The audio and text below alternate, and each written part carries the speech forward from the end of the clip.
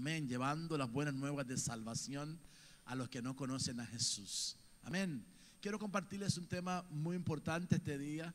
Quiero hablarles acerca de, siguiendo la serie por los caminos del amor, más allá de ti mismo, tu prójimo. Tu prójimo. Es importante que nosotros prestemos atención a esta palabra porque sé que Dios va a hablarnos a nuestros corazones y a motivarnos para que sigamos nosotros en la gran comisión que Dios nos dio a nosotros como pueblo de Dios para que llevemos el evangelio a toda criatura. Le pido por favor que preste mucha atención porque es un tema sumamente importante. Ustedes saben que fue la semana pasada cuando iniciamos la serie por los caminos del amor y la vez pasada estuvimos hablando de un tema muy importante porque estuvimos hablando de Dios mismo, el que nos alcanzó, el que nos amó, el que se entregó por nosotros. Pero hoy necesitamos hablar de nuestro prójimo. Es importante que respondamos quién es nuestro prójimo y cómo debemos tratarlo, ¿sí? Así como el Señor, que no hace acepción de personas, nosotros también debemos actuar igual que Él. Amén. Así que quiero invitarle a que usted abra su Biblia, por favor, en el Evangelio de Lucas. Abra su Biblia en el Evangelio de Lucas capítulo 10 y de ahí vamos a tomar la lectura de los versos del 25 hasta el 37. Amén. Acompáñame. Lucas capítulo 10, versos del 25 hasta el 37. Aquí un intérprete de la ley se levantó y dijo para probarle: Maestro, ¿haciendo qué cosa heredaré la vida eterna? Él le dijo: ¿qué está escrito en la ley? ¿Cómo lees? Aquel respondiendo dijo: amarás al Señor tu Dios con todo tu corazón, con toda tu alma, con todas tus fuerzas y con toda tu mente, y a tu prójimo como a ti mismo. Y le dijo Jesús: bien has respondido, haz esto y vivirás. Pero él, queriendo justificarse a sí mismo, dijo a Jesús: ¿y quién es mi prójimo? Respondiendo Jesús dijo: un hombre descendía de Jerusalén a Jericó y cayó en manos de ladrones, los cuales le despojaron e hiriéndole se fueron, dejándole medio muerto. Aconteció que descendió un sacerdote por aquel camino y viéndole pasó de largo. Asimismo un levita, llegando cerca de él, de aquel lugar, y viéndole pasó de largo. Pero un samaritano que iba de camino vino cerca de él y viéndole fue movido a misericordia, y acercándose vendó sus heridas, echándoles aceite y vino, y poniéndole en su cabalgadura lo llevó al mesón y cuidó de él.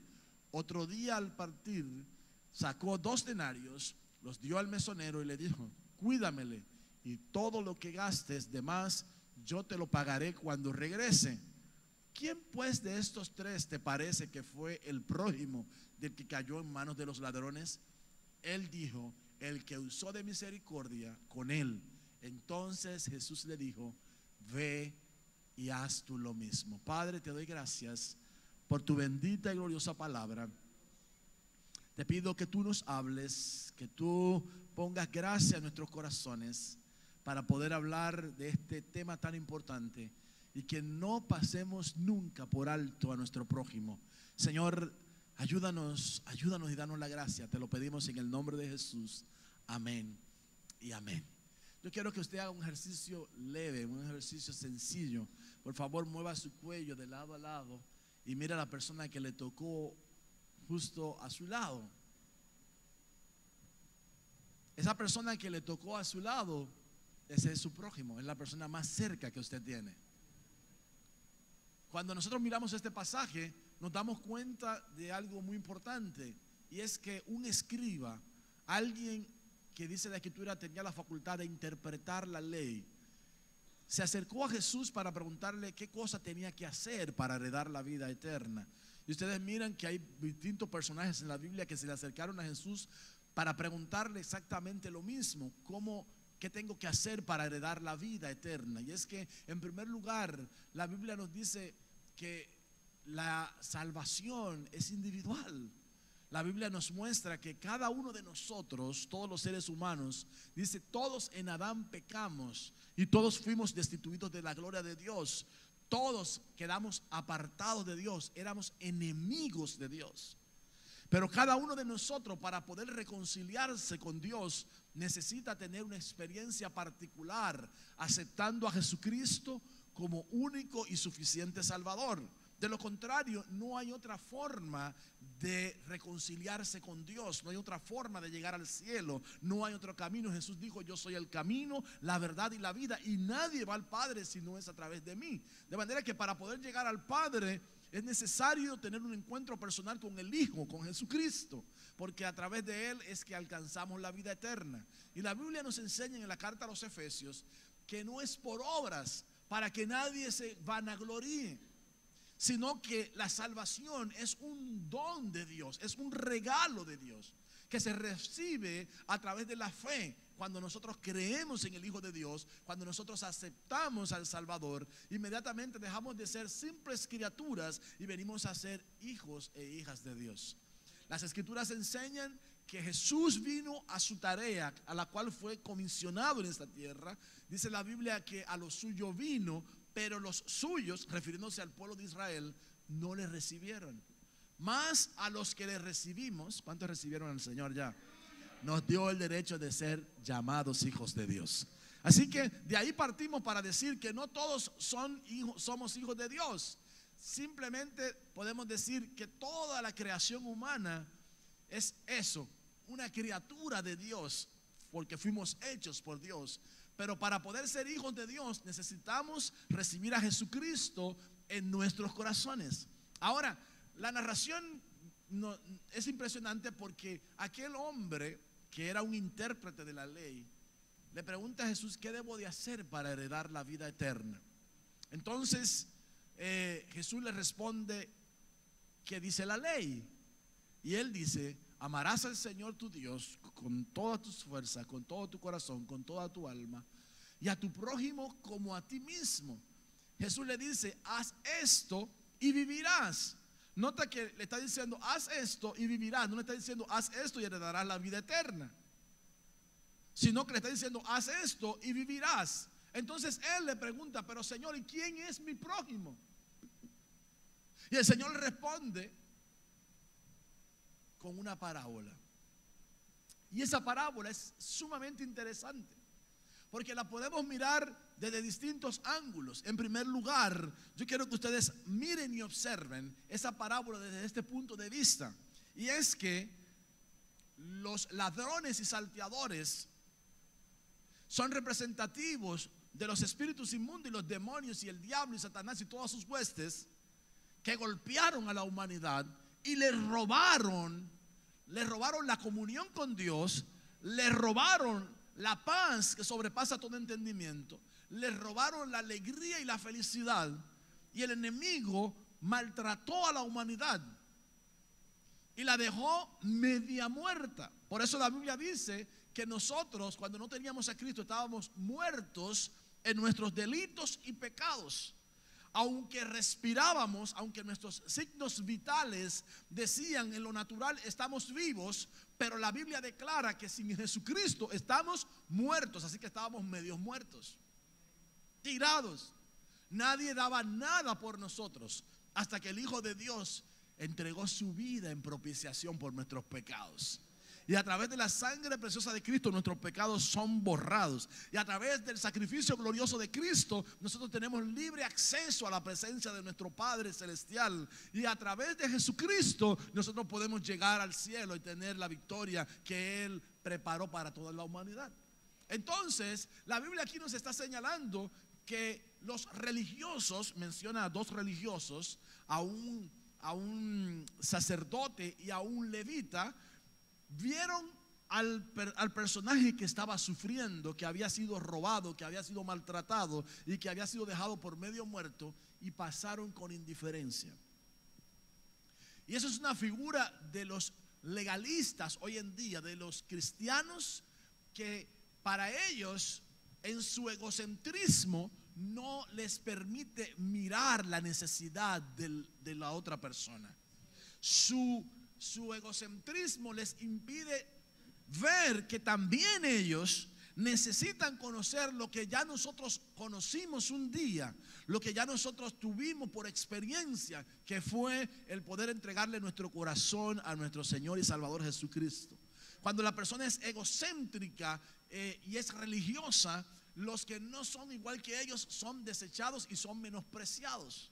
Por eso es que ustedes miran que hay mucha gente que ante la persona en su pecado lo único que hace es señalarle y condenarle, cuando no nos otorgaron ese atributo a nosotros de señalar y de criticar y de mandar al infierno a nadie. Por el contrario, debemos nosotros identificarnos con la persona necesitada y ser movidos a misericordia para presentarles el mensaje que un día cambió nuestros corazones. Amén. Entonces, cuidémonos de la vida egocéntrica. Si hay algo que debemos atender en nuestro diario vivir es cuidarnos del egocentrismo. Pablo, hablando a la iglesia, dijo a Timoteo, el joven Timoteo: cuídate de ti mismo. Si alguien debemos de cuidarnos nosotros, es de nosotros mismos. Y luego le dice: y cuídate de la doctrina, porque muchas personas se descuidan a sí mismos y por creerse mejor que nadie y superior a todo el mundo, se olvida de mirar a las personas como Cristo las está mirando.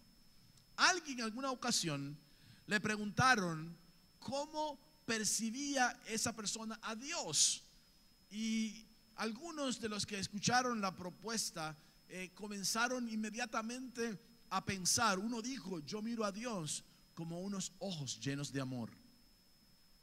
¿Saben por qué esa persona decía: yo miro a Dios como unos ojos llenos de amor? Porque un día él sintió cómo la mirada de Dios se posó sobre él, y cómo cuando era ignorado por todo el mundo y por todos los hombres, Jesucristo puso su mirada sobre él y le vino a dar valor a su vida. Por eso, para esa persona, Jesucristo es como unos ojos de amor. Otra persona dijo: para mí, yo concibo a Dios como el pensamiento más elevado que pueda llegar a mi propia mente. Porque cuando pienso en Dios, pienso en alguien que mis pensamientos no pueden alcanzar a comprender. Cómo, siendo yo tan pecador, Él tuvo de mí misericordias y Él se acercó a mí para salvarme. Entonces, para esa persona, cuando pensaba en Dios, pensaba en un Dios cuyo pensamiento es mucho más alto, mucho más elevado que el pensamiento humano que pudiéramos tener, que el más alto de nuestros pensamientos.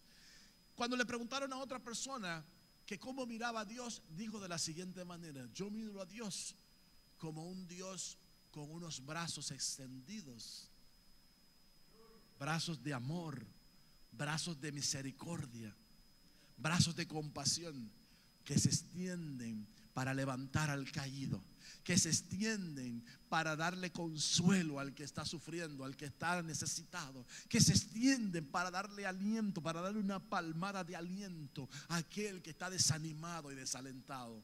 ¿Cómo miras tú a Dios? ¿Y cómo te miras a ti mismo? La Biblia dice que nosotros somos el cuerpo de Cristo.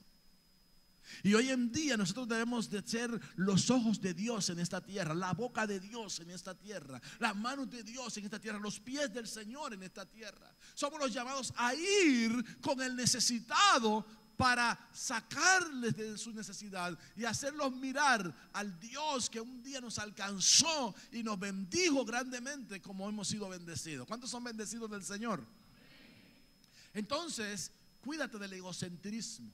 No te centres solamente en ti. El egocéntrico es aquella persona que se cree que sus opiniones e intereses son más importantes que los de los demás. Son aquellas personas que creen que nada que otra persona pueda hacer es tan importante como la que puedan hacer ellos.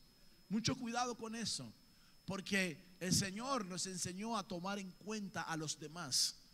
Si ustedes miran a Jesucristo en su discipulado, se atrevía a darle participación a los discípulos de Jesucristo, a sus discípulos, los reunía, les preguntaba y les daba participación para que ellos respondieran con respecto de lo que ellos tenían pensado, lo que ellos creían, lo que ellos sabían. En Romanos 12:3, el apóstol Pablo dice: digo pues, por la gracia que me es dada. Nota cómo dice: la gracia que me es dada, el favor que yo no merecía, que me fue otorgado. A cada cual que está entre vosotros, que no tenga más alto concepto de sí que el que debe de tener, sino que piense de sí con cordura, conforme a la medida de fe que Dios repartió a cada uno. En otras palabras, no te creas mejor que nadie. Vuelve a mirar a la persona que está al lado tuyo Tú no eres mejor que ellos.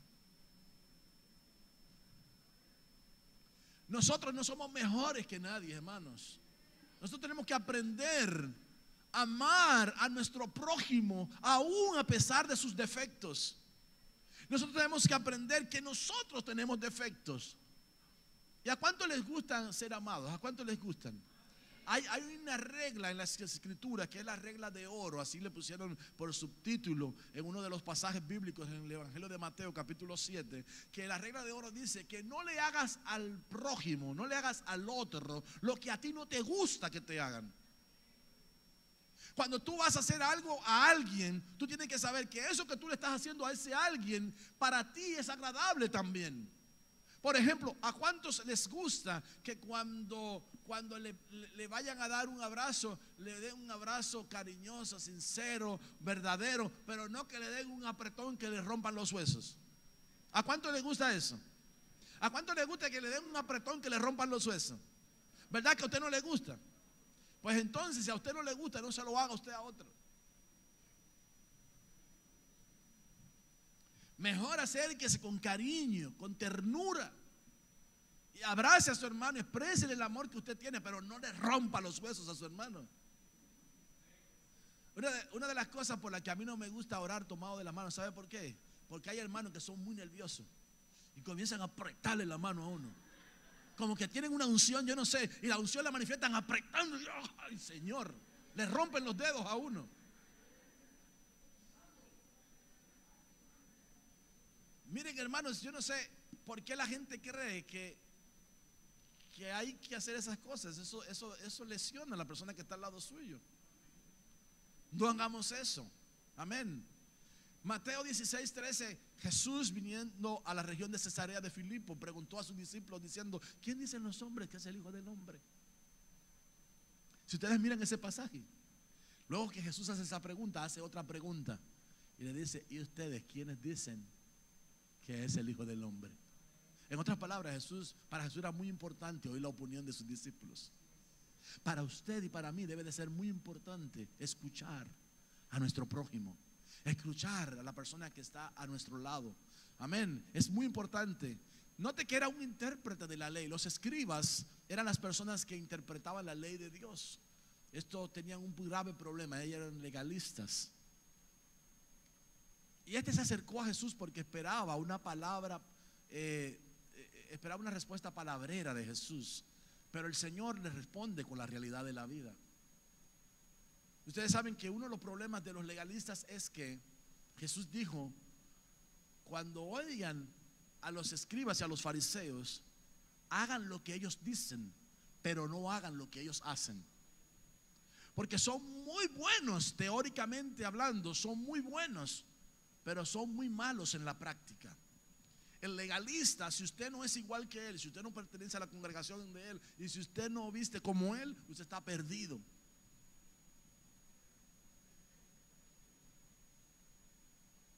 Las parábolas fueron parte del lenguaje de Jesús para explicar muchas cosas concernientes al reino de Dios. Jesús les estaba enseñando con un ejemplo vivo. Los sacerdotes miraban a los pecadores con desdén y con menosprecio y seguían de largo ante la necesidad de ellos. Lo demostró Jesús en la parábola que les estaba narrando. ¿Cuántos son sacerdotes acá? La Biblia dice que aquel que nos amó y nos lavó con su sangre preciosa, nos constituyó reyes y sacerdotes para la gloria y la honra de su nombre. Y ahora la segunda pregunta es: ¿cómo miramos nosotros al necesitado? ¿Cómo miramos nosotros a la persona que no ha conocido a Jesús? ¿Cómo miramos nosotros a nuestros vecinos, a nuestros familiares, a nuestros compañeros de trabajo, de estudios, que todavía no han tenido el privilegio de conocer al Cristo que nos alcanzó? ¿Cómo los miramos? Porque si los estamos mirando con menosprecio, si los estamos mirando por encima del hombro, creyéndonos superiores y mejores que ellos, necesitamos revisarlo seriamente. Los levitas, al igual que los sacerdotes, solo les interesaban los asuntos del templo. Y el problema en los religiosos es que les importa más los asuntos del templo que los asuntos que tienen que ver con la gente en el cotidiano vivir.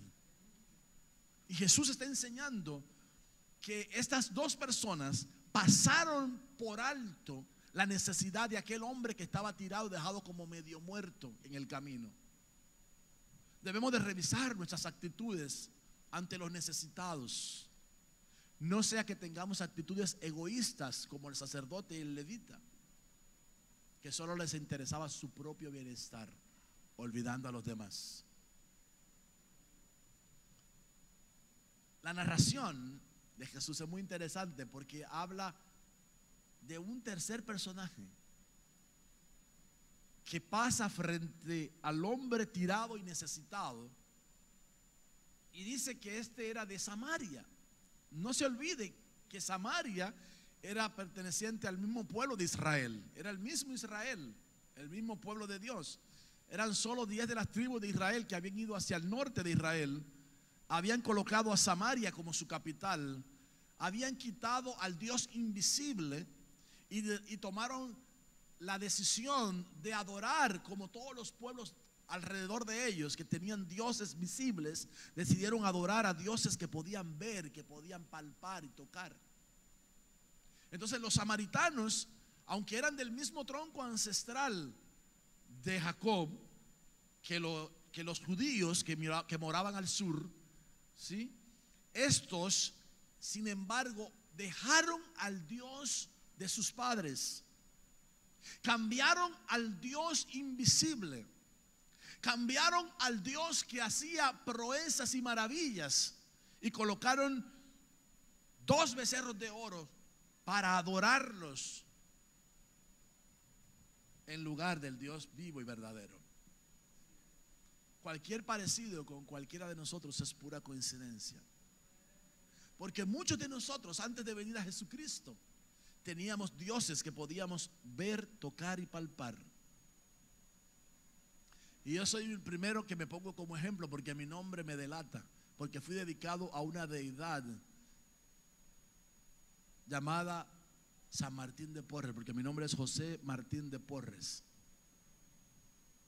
Y mi familia creció bajo la influencia de la religión que posiblemente la mayoría de las familias que aquí están presentes.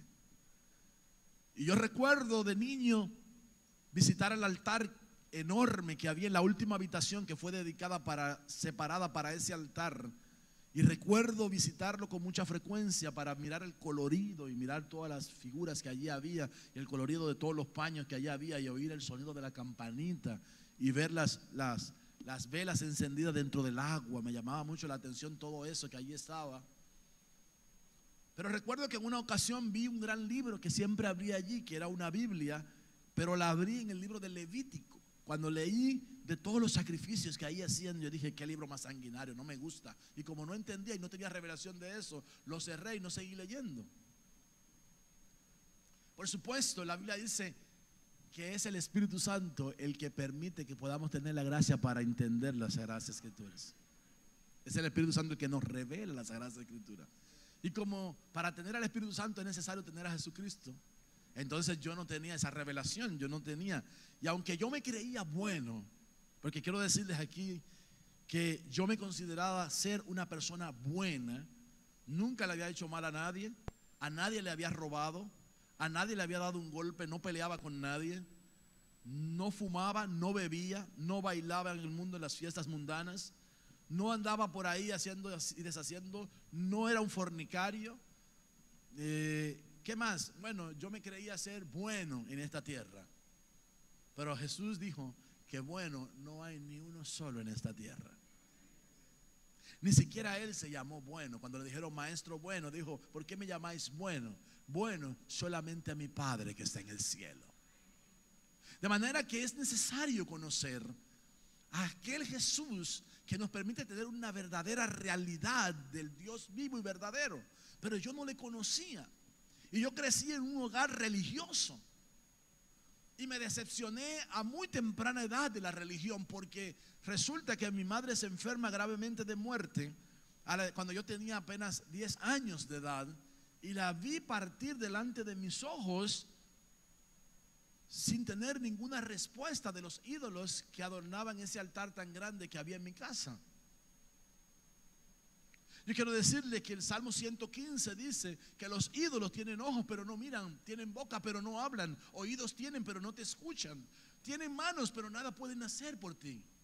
Y eso lo viví yo, eso lo experimenté yo. Lo experimenté cuando tenía 10 años y luego cuando tenía 13 años mi padre se enferma de una manera súbita, le da un dolor de cabeza, lo ingresan en el centro donde él era médico y trabajaba, lo tienen ahí como paciente, vamos a visitarlo, yo lo veo que está bien, nos tiramos un par de trompadas porque jugábamos al boxeo constantemente él y yo. Me dice, le pregunto, papi, ¿cuándo te vas para la casa? Me dice, mañana mismo yo me voy para la casa, ya estoy bien.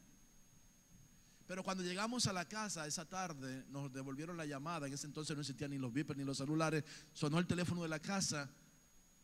Cogimos el teléfono, vengan que su papá se puso malo. Y cogimos otra vez para la clínica.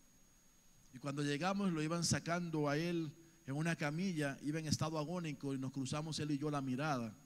Y yo rápidamente me metí en el baño y comencé a hacer todos los rezos que yo me sabía, todos los ídolos que yo conocía y sabía, para que no lo dejara morir. Pero cuando salí del baño me dijeron, lo sentimos, tu papá no superó el proceso y murió. Y yo dije, pero estos dioses no funcionan.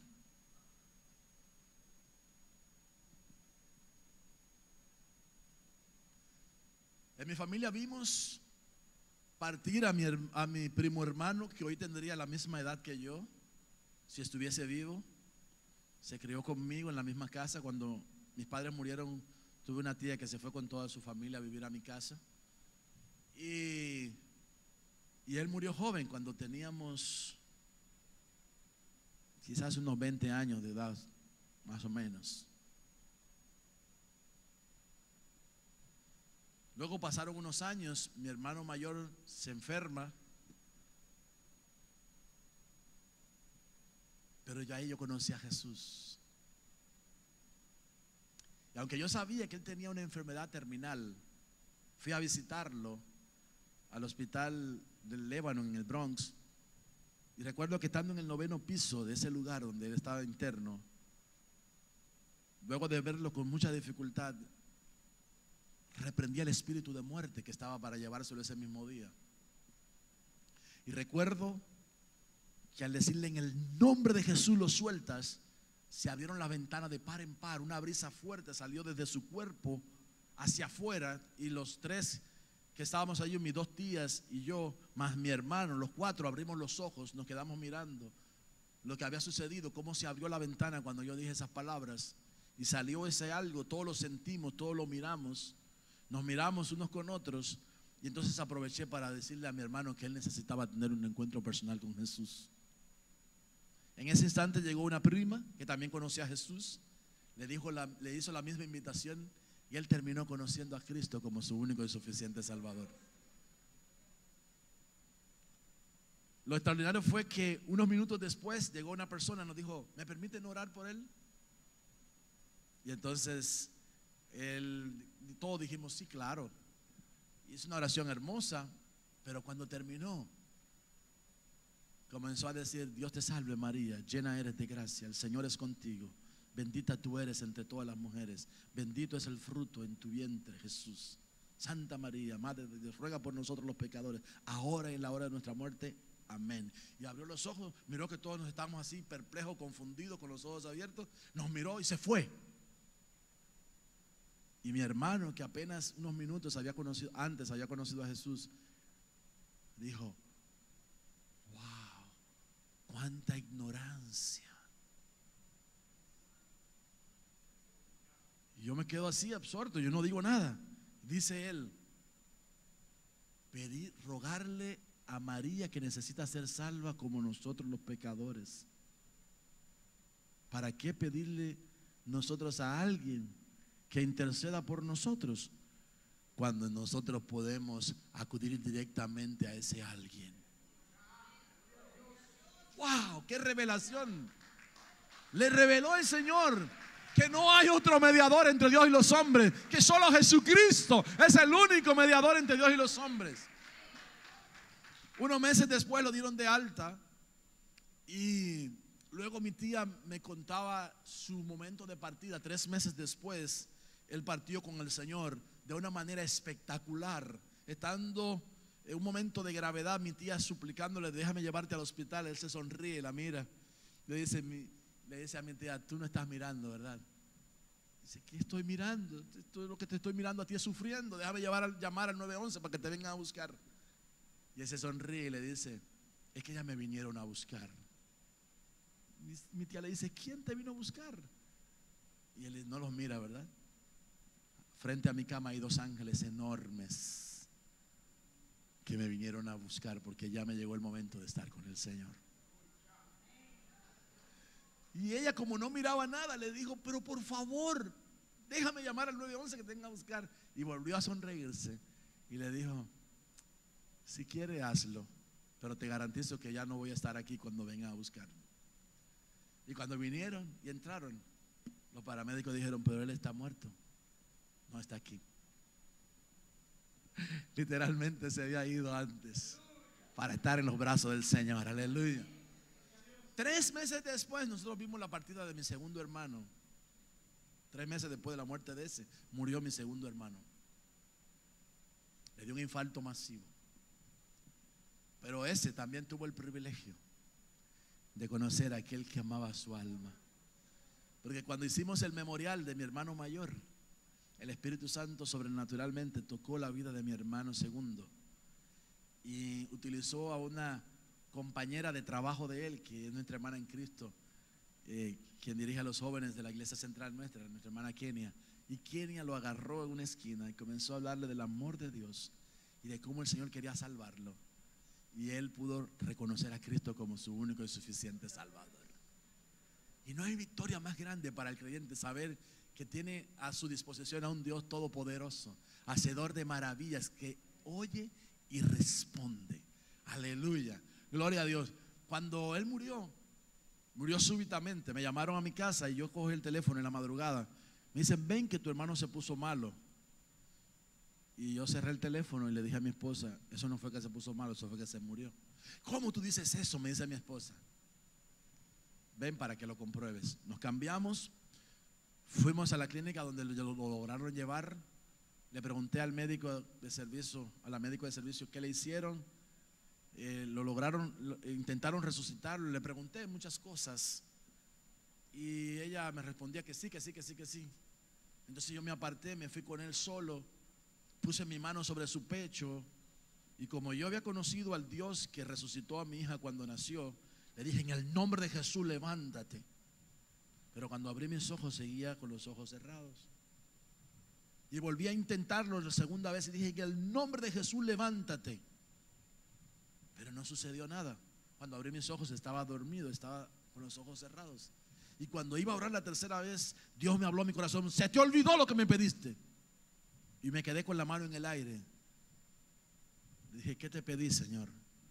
Me pediste que el día que me lo fuera a llevar, me lo llevara rápidamente para que no sufriera en esta tierra. Oh, Señor, dije. Y saqué mi mano hacia atrás. Le dije, gracias por la vida de mi hermano. Gracias porque te lo llevaste.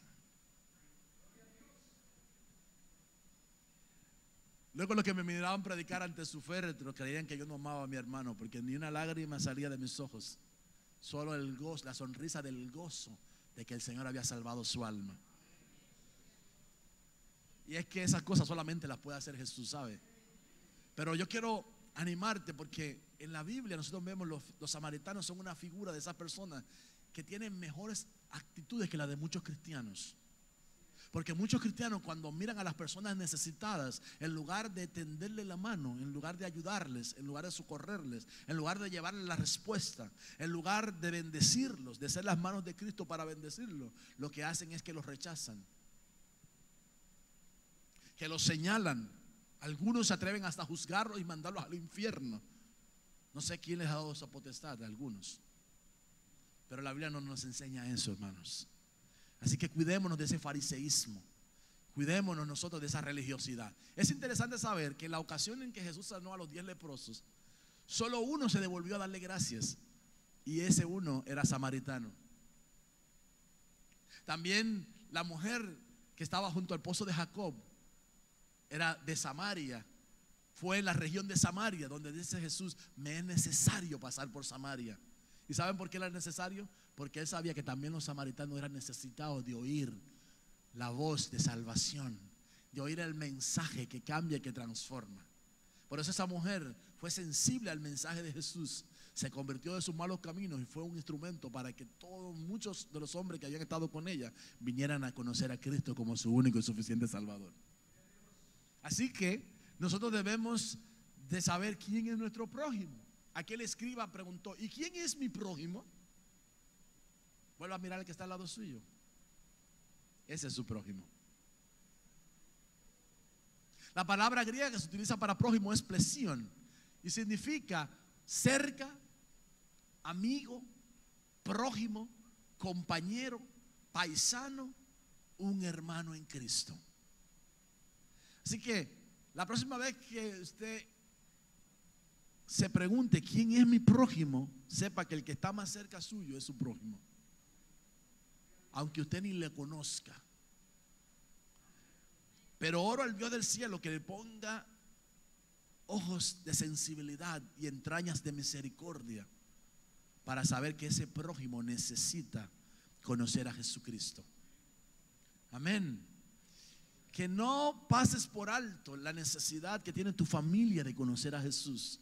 Que no pases por alto la necesidad que tienen tus vecinos de conocer a Jesús. Que no pases por alto la necesidad que tienen tus compañeros de estudio, de trabajo, de conocer a Jesús.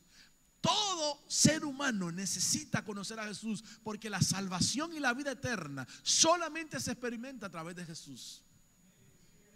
Y la Biblia dice que Él nos dio a nosotros, los que ya le conocemos, el ministerio de la reconciliación. Que el mundo que quedó separado de Dios, enemistado con Dios, que era enemigo de Dios, puede tener ahora un encuentro nuevamente con ese Dios que lo creó a través de Jesucristo. Porque Cristo vino a reconciliar al mundo con Dios. Entonces se trata de las personas que están alrededor nuestro. Nuestro prójimo son la gente que están alrededor nuestro. Siempre que podamos debemos ayudarle, aunque no diga usted amén. No los oigo muy convencidos, pero a nuestro prójimo hay que ayudarlo. Ahora, ¿por qué la indiferencia ante los necesitados? Posiblemente los sacerdotes y los levitas temían contaminarse con un cadáver. Recuérdense que ellos lo miraron y para ellos creían que estaba muerto en el camino. Entonces la ley decía que cualquiera que tocare a un muerto era inmundo. Entonces ellos posiblemente no querían contaminarse con ese muerto y siguieron de largo. O posiblemente tenían temor también ellos de ser asaltados y ser robados, como habían hecho con ese hombre. Entonces, muchas oportunidades nosotros nos vamos a perder la oportunidad de ser las manos de Cristo, de poder ayudar y socorrer a cualquier persona, porque tenemos el temor de que nos pueda pasar lo mismo, o el temor de que quizás nos contaminemos con ellos, si es que nos creemos superiores que los demás. Su egoísmo pudo llevarlos a pensar que por no ser gente del templo no merecían ser ayudados. Hermanos, la Biblia nos enseña a ayudar a nuestro prójimo. La Biblia nos enseña a extenderle la mano al necesitado. La Biblia nos enseña a nosotros a ser sensibles ante la necesidad de aquellos que están cerca de nosotros. En Juan 15, versos del 12 al 13 dice: este es mi mandamiento. Es Jesús el que está hablando. Este es mi mandamiento, que os améis unos a otros como yo os he amado. Y nadie tiene mayor amor que este, que uno ponga su vida por sus amigos. ¿Cuántos tienen amistades acá? ¿Los ama usted? Y si esa persona no ha conocido a Jesús, ¿qué estás esperando para que le conozca? ¿Por qué tú no le hablas de Jesús? Porque tú no le dices que Dios lo ama y que está interesado en salvarle, perdonarle todos sus pecados y llevarlo a una condición de hijo de Dios, a una vida eterna. Porque quiero decirles esto: Dios no quiere que nadie se pierda. Por eso envió a su Hijo Jesucristo a este mundo, para que todo aquel que en Él crea no se pierda, sino que tenga vida eterna. En Mateo 5, 43 al 47 dice: oísteis que fue dicho, amarás a tu prójimo y aborrecerás a tu enemigo. Pero yo os digo, amad a vuestros enemigos, bendecid a los que os maldicen, haced bien a los que os aborrecen, orad por los que os ultrajan y os persiguen, para que seáis hijos de vuestro Padre que está en los cielos, que hace salir su sol sobre malos y buenos, y que hace llover sobre justos e injustos. ¿Qué nos está diciendo Jesús aquí?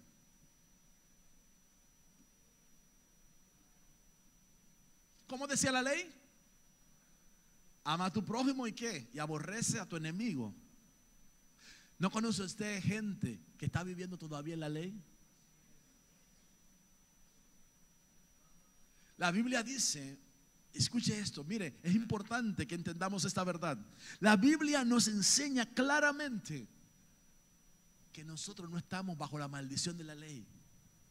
Que Cristo se hizo maldición colgado en un madero para librarnos de la maldición de la ley.